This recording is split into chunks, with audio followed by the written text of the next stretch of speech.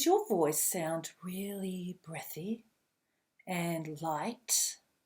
It lacks authority, it lacks strength, and even a sense for those who are listening to you that you're determined and committed to what you're saying. You don't have enough punchiness in your voice, and it just sounds light and breathy. Well, Margaret Thatcher, she was a real great example of how she hired a coach to help her change her voice as she came into leadership. She needed to have more assertiveness in her voice.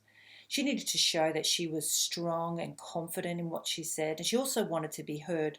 So you'll hear that change. So just go to the YouTube channel and have a look at the before and after changes of Margaret Thatcher.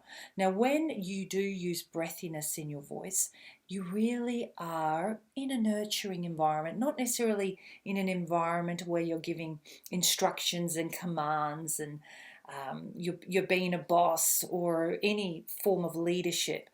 You need a much stronger voice for that. So these exercises that I provided for you, the helps you to close your vocal cords better and reduce that much air coming through that's actually going to swell up your cords and cause problems, because too much breathiness actually fatigues your voice.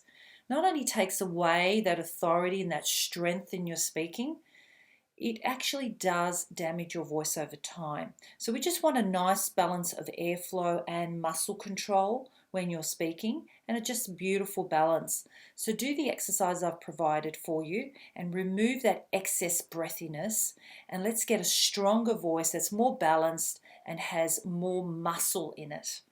I hope you enjoy your exercise and you will be committed to doing it. Thank you for listening.